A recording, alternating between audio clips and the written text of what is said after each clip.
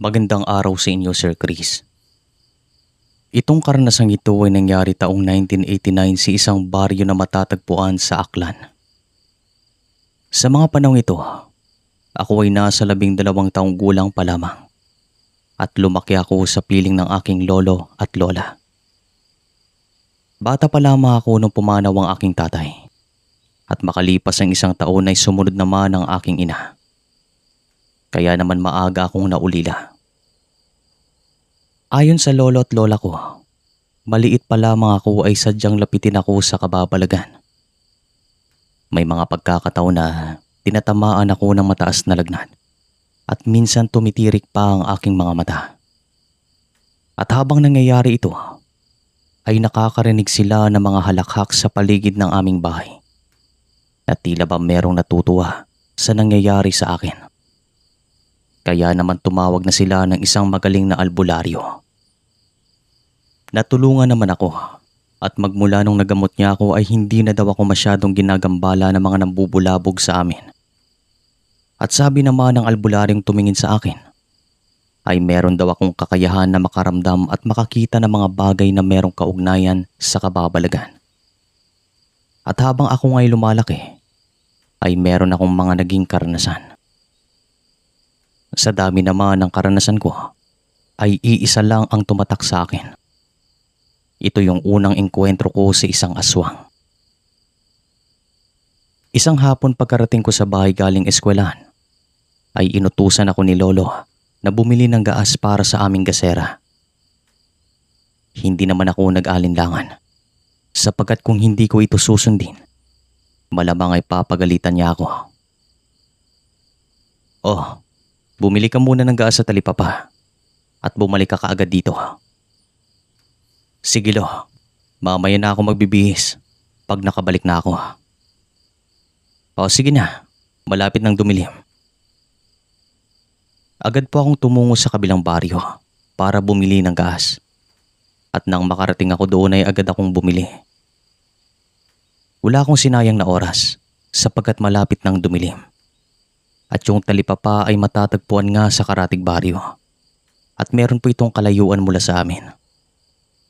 Kinakailangan mo pang maglakad ng mahigit 20 minutos bago makarating doon. At ganun din pabalik sa amin. Depende pa rin sa bilis ng aking paglalakad. Sa mga sandaling pabalik na ako, ay malapit nang lumubog ang araw. At hindi pa man ako nangangalahati, ay nakasalubong ko itong isang babae na sa mga panahong ito ay nagdadalang tao. Bata pa ito sa unang tingin. Sa tansya ko naman ay nasa 18 pataas pa lamang ito at itago na lang natin siya sa pangalang Ate Minda. Nakita ko naman siyang ngumiti at ngumiti rin naman ako sa kanya nang dahil pamilyar din naman kami sa isa't isa. At nang makalampas ito sa akin, ay biglang nanindig ang aking mga balahibo sapagkat nakarinig ako ng isang kakaibang tunog na para bang sumusunod kay Ate Minda. At makalipas ang ilang sandali, nagulat na lamang ako nung sumigaw siya kaya naman agad akong napalingon sa kanya. At kitang-kita ko naman ang isang malaking baboy na nakalabas ang katawan sa talahiban.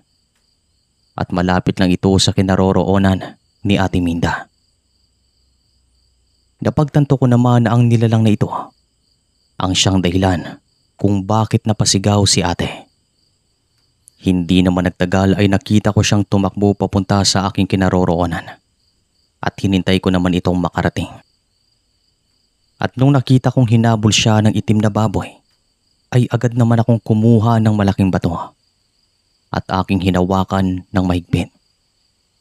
Kung sakaling meron mang gagawin ng baboy na ito, ay hindi ako magdadalawang isip na batuhin siya. Nang malapit na sa akin si Ate Minda, ay bigla namang huminto ang baboy at tumingin sa amin na parabang isang tao.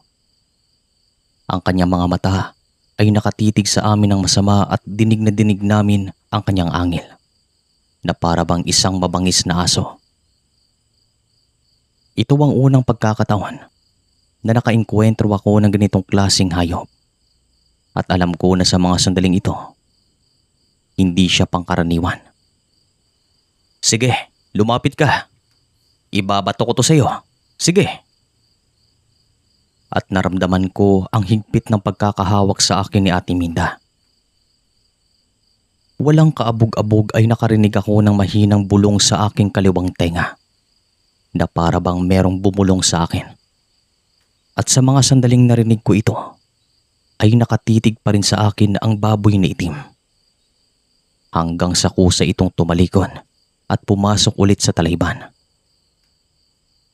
Napansin din namin ni Ate Minda na medyo namumula ang mga mata ng baboy na yon. Mabuti naman at sa mga sandaling ito ay merong paparating na uuwi din sa baryo nila Ate Minda.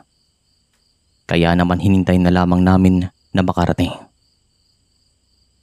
Makalipas ang ilang minuto ay nakarating nga ito at agad na lumapit sa kanya si ate. Nagpasalamat si ate at nagsabi na umuwi na ako nang dahil malapit nang lumubog ang araw. At hindi naman ako nagdalawang isip na tumakbo para makarating agad sa aming baryo. Nakarating naman ako ng ligtas sa bahay. Bakit ka natagalan? Meron ka bang pinuntahan? Meron po kasing nangyari lo. Kilala niyo po ba si Ate Minda, yung buntis? Oo naman. Madalas namin niyang nakakasalubong sa daan. Bakit? At dito ko na kinuwento kay Lolo ang lahat ng nangyari.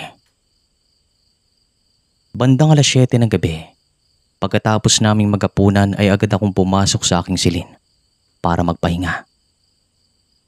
Bago naman pumatak ang 8:00, ay nakaramdam ako ng matinding antok at di kalaunan ay nakatulog ako nang hindi ko namalayan.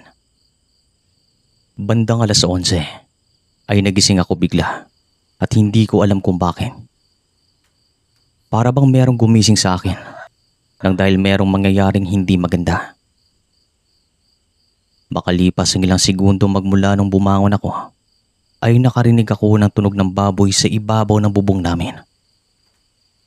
Agad namang nanindig ang aking mga balahibo at agad namang bumilis ang tibok ng aking puso. Sapagkat iniisip ko na ito ang baboy na aatake sana kay Ate Minda sa kabilang baryo. Hanggang sa napagpasyan kong tumayo para tawagin si Lolo at Lola. Subalit hindi pa man ako nakakarating sa pinto. Dito ko na siya narinig. Narinig ko siyang nagsasalita sa labas ng bintana. Pero hindi ako makalingon sa kanya. Nadidinig ko na para bang nag-uusal ito ng isang uri ng dasal. Nararamdaman ko na isa itong orasyon at meron siyang ginagawang hindi maganda. Subalit nilabanan ko ang takot at sinubukan kong sumigaw. Pero parang tinahi ang aking mga bibig. Kahit anong gawin ko ay hindi ko maibuka ang aking bunganga. At dito na ako nagsimulang magdasal sa kaitaas-taasan. Nang sa ganon, ay matulungan niya akong lampasan ang karanasang ito. Matapos ko ang isang dasal, ay nagkaroon ako ng lakas ng loob para makatakbo palabas ng kwarto. At nang marating ko ang kwarto ni Lolo at Lola, ay agad ko silang kinatok. Nang magising naman ang mga ito ay nagtalokbong ako ng kumot. Nanatili kaming gising hanggang sa sumikat ang araw at si Lolo ay ilang beses na naglibot sa aming bakuran upang masiguro ang aming kaligtasan.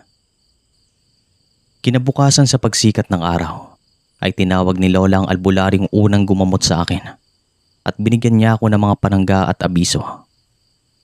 At ayon pa sa albularyong ito, ay iisa lamang ang aswang na aatake sana kay Ate Minda at ang narinig kong umuusal sa labas ng aking bintana.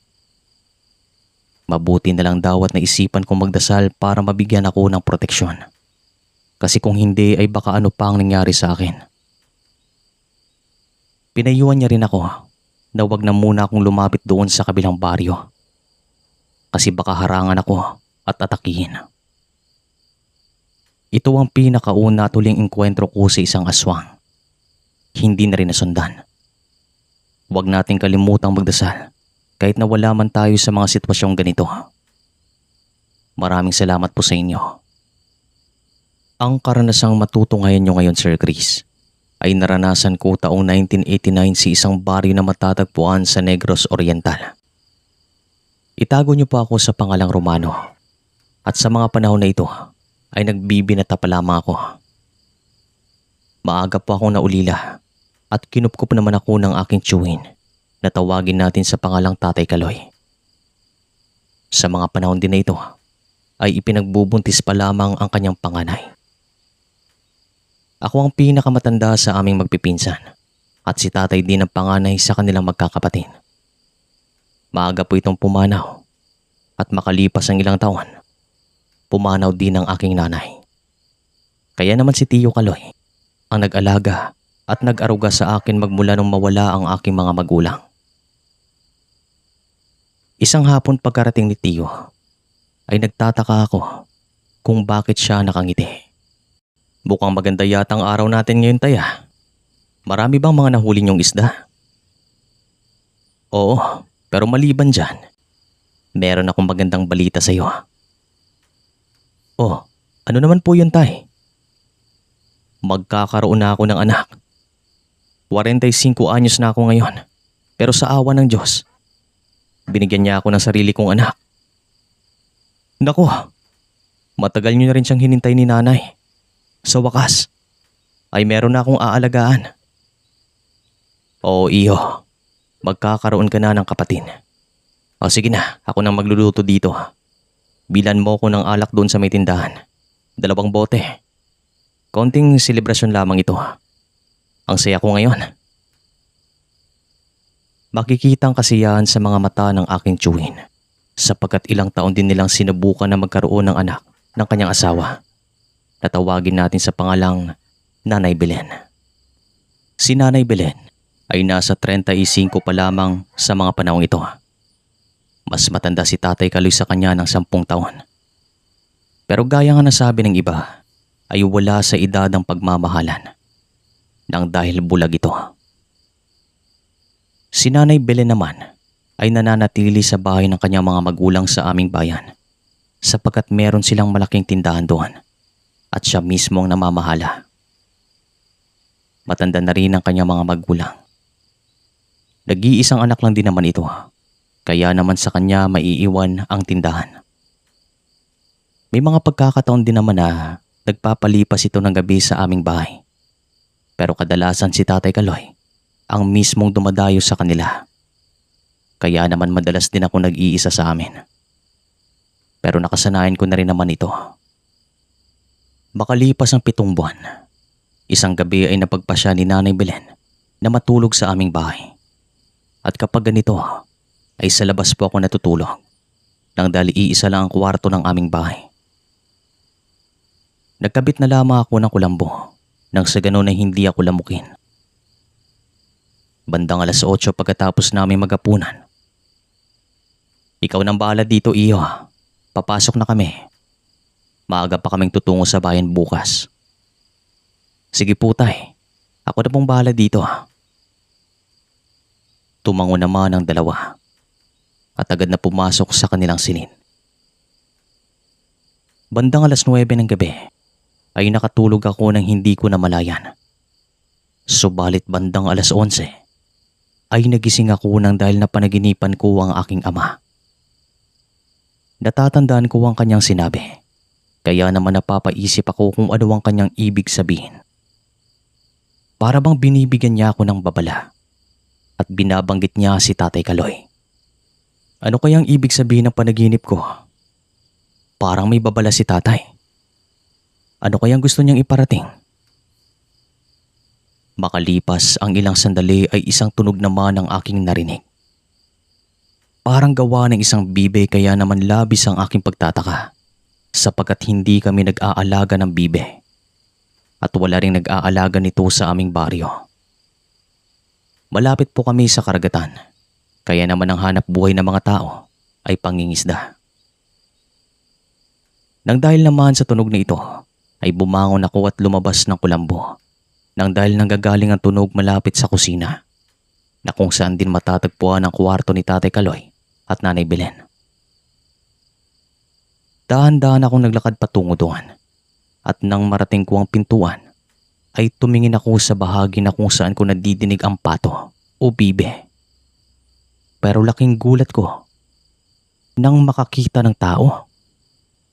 Hindi lang ako sigurado kung babae o lalaki ito nang dahil sa madilim sa mga sandaling ito.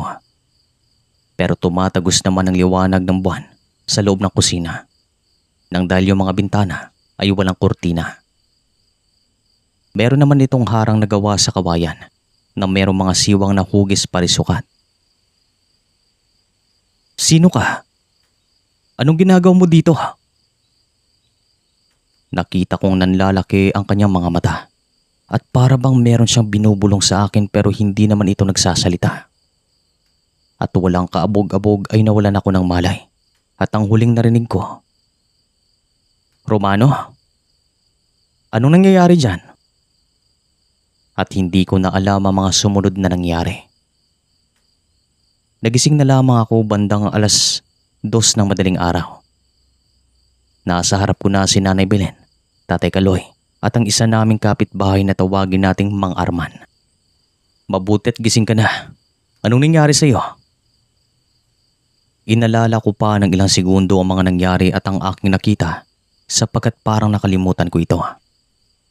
At nung bumalik na ito sa aking isipan, ay dito ako napabalikwas at nagkwento kung ano ang nangyari. Hindi naman makapaniwala si Tatay Kaloy nang dahil nung lumabas daw ang mga ito, ay wala naman silang nakita sa kusina. Ako lang ang kanilang nakita na nakahandusay sa pintuan ng walang malay. Kaya naman binuhat daw ako ni Tatay Kaloy at dinala sa loob ng kwarto. Sa mga sandaling nagising daw si Nanay Belen, ay nakaramdam ito ng matinding pananakit sa kanyang tiyan at balakang na animoy manganganak na ito nang wala sa oras. "Sa tingin ko, aswang ang iyong nakita. Pamilyar ba sa iyo?" "Hindi po, Mang Arman. Hindi ko po siya kilala. Bago ko lang siya nakita. Kahit papaano ay medyo maliwanag ang kusina nang dahil sa sinag ng buwan. Mabuti siguro na meron kayong pangontra dito. Huwag kayong magpakampante. Mas mabuti siguro na doon na muna kami manatili sa bayan, sa bahay ng aking mga biyanan. Nang sa ganun ay sigurado, halos magkakadikit ang mga bahay doon. Makakahingi ka agad kami ng tulong. Mas mabuti nga yan, pare. Huwag na muna kayong magpalipas ng gabi dito hanggang sa mga anak si Belen. Romano, magmula bukas, doon na muna tayo mananatili sa bayan." Tumango naman ako kay Tatay Kaloy at bumalik sa pagkakahiga. Makalipas ang ilang sandali, ay isang tunog ulit ang narinig namin. Parang naging matalas ang aking pangdinig. Kaya naman sinabi ko ito sa kanila. "Nadidinig niyo po ba?" "Ang alin?" "Yang tunog na yan. Tunog ng bibe. Yan ang narinig ko kanina bago ko siya nakita. Kinikilabutan na ako, tay." "Arman, kunin mo yung 2 itak sa kusina. Lalabas tayo." Tumango naman si Mang Arman at lumapit naman sa akin si Nanay Belen at humawak ng mahigpit sa aking mga braso sapagkat kinikilabutan na rin ito sa mga nangyayari. Hindi pa man nakakalabas si Tatay Kaloy ay bigla namang sumakit ang kanyang tiyan. Kaya naman isa lang ang ibig sabihin nito. Inaaswang siya. Pagkalabas naman nila Tatay Kaloy ay agad silang tumungo sa bahagi na kung saan namin nantidinig ang tunog ng bibe. Nagparinig ang mga ito na tila ba hinahamon ng aswang na nagpaparamdam sa amin. Nagbibigay din sila ng babala na kung mahuhuli o malalaman nila kung sino ang nambubulabog, ay hindi sila magdadalawang isip na harapin at lusubin ang kanyang bahay kahit natirik ang araw. At nung malapit na sina tatay sa bahagi na kung saan tumutunog ang bibe, ay agad naman itong tumahimik at wala silang makita sa bahagi na yon. Kaya naman nagtataka ang mga ito. Nanatili kaming gising hanggang sa sumikat ang araw. Pero magmula nung nanatili kami sa bahay ng mga magulang ni Nanay Belen, ay hindi na ulit kami binulabog. Nanganak lang ito, pero naging tahimik na rin ang lahat. Halos araw-araw, ako lang ang tao sa bahay namin. Pero hindi na rin naman ako binubulabog. Dito ko na rin po tatapusin ang kwento sapagkat hindi na rin ito nasundan. Hanggang sa muli po. Ang karanasang matutungay nyo ngayon, Sir Chris, ay naranasan ko taong 1981 sa isang baryo na matatagpuan sa Siraway, Zamboanga del Norte. Itago nyo ako sa pangalang Arman at sa mga panahong ito ay nasa 10 taong gulang pa lamang ako. Baka magtataka kayo na sa edad kong ito ay naalala ko ang lahat ng nangyari ay nang dahil walang araw na hindi namin to pinag-uusapan noon. Ang kasama ko lang sa bahay nung maganap ito ay ang aking lolo sapagkat nagbabakasyon ako sa kanya noong mga araw na ito. Sa mga panahon din po na ito ay nasa edad na 70 anyos na ang aking lolo at inaalagaan naman ito ng aking pinsan na nakatira lang din naman malapit sa kanyang bahay. Meron na siyang asawa na nagtatrabaho at anak na nasa 2 taong gulang. Kaya sa tuwing magtatrabaho ang kanyang asawa ay sa bahay sila ni lolo tumatambay. Nang sa ganun ay meron kasama at alalay ang matanda. Isang takip silim pagkatapos namin ng maghapunan. "Lo, magpahinga na po kayo. Ako na pong bahala dito." "Ako na, kaya ko pa naman. Huwag mo kong maliitin, masigla pa ako." "Alam ko naman yan, Lo, pero buong araw po kayong nasa gulayan." "Sige na, tutulungan kita. Huwag kang mag-alala sa akin." Wala naman akong magawa sapagkat nagpupumilit si lolo. Totoo po na sa edad niyang 70 ay masigla pa ito. Yun nga lang, hindi nagpapakampante ang aking pinsan. Kinakailangan pa rin na merong kasama si lolo at kinakailangan merong titingin sa kanya araw-araw. Pagkatapos naming ligpitin ang hapagkainan, ay hinugasan ko naman ang mga pinggan. Sa mga sandaling ginagawa niya ito, ay nadidinig ko o sa mga sandaling ginagawa ko ito, ay nadidinig ko na umuubo si lolo sa loob ng kanyang kwarto.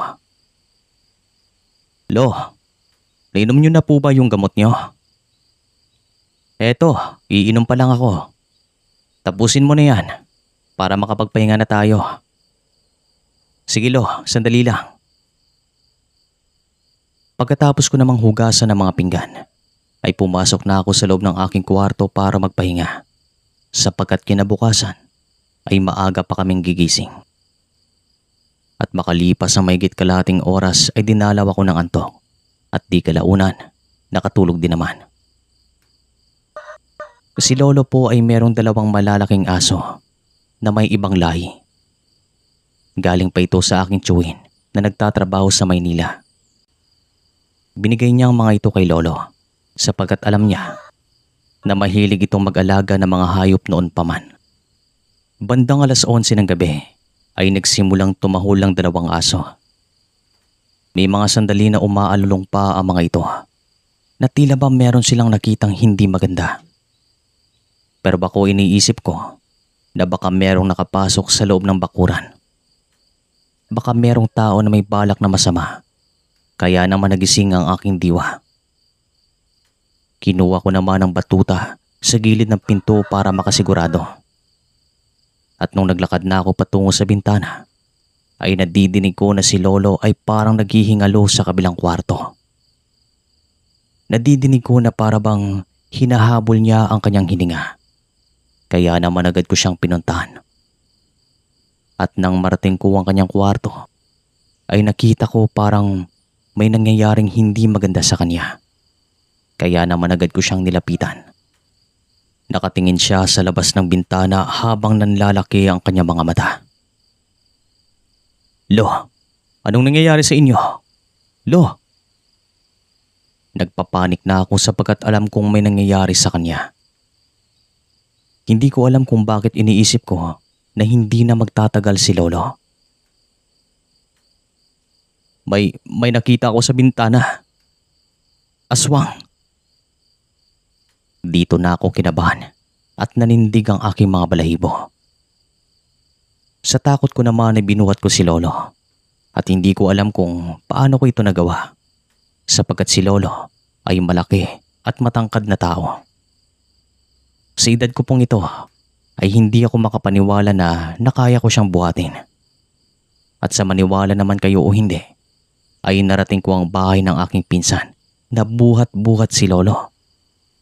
Partida, patakbo pa akong tumungo doon at sumunod naman sa akin ang 2 aso. "Insan, buksan niyo ako. Ako to si Arman." Nang makita naman ako ng aking pinsan, ay agad niya akong tinulungan na buhatin si Lolo papasok sa loob ng kanilang bahay. "Anong nangyari sa kanya? Ano problema?" Hindi ko alam. Nagising ako nung nag-ingay itong mga alagang aso niya. At hindi nagtagal ay narinig ko naman siyang hinihingal. At parang hinahabol ang kanyang hininga. Kaya pinuntahan ko. Lo, gumising ka, Lo." Makikita naman sa mga mata ng aking pinsan ang pag-aalala sapagkat si Lolo ay talagang mahal na mahal niya. "Dalhin natin sa bahay paggamutan. Gisingin mo yung bata." Ito namang asawa ng aking pinsan na tawagin natin sa pangalang Ate Mona ay tumungo sa kanilang kwarto upang gisingin ang kanilang anak. At tinawag naman ni Insan ang isa nilang kapitbahay na namamasada sa mga panahong ito. Nung dumating sila ay binuhat namin si Lolo at isinakay sa tricycle. Saka bumiyahe kami patungo sa bahay paggamutan.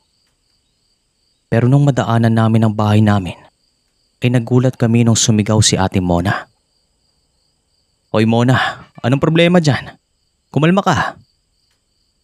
Dito na sinabi ni Ate Mona na meron siyang nakitang tao na nakatuwan sa likod ng pinto ng bakod. Nakita niya ito sapagkat sa likod ito nakaupo, sa likod ng driver. Yung driver naman ay huminto nang dahil inisip niya na baka nalaglag yung bata. Pero di kalaunan ay nagpatuloy pa rin kami. Bago pa man namin marating ang bahay paggamutan, ay nagising si Lolo at nagtataka siya kung saan kami pupunta. Dito ko naman kinuwento ang lahat-lahat sa kanya at kanyang pinahinto ang motorsiklo nang dahil wala naman daw itong nararamdamang sakit o kakaiba sa kanyang katawan. "Ihinto mong motor, bababa ako."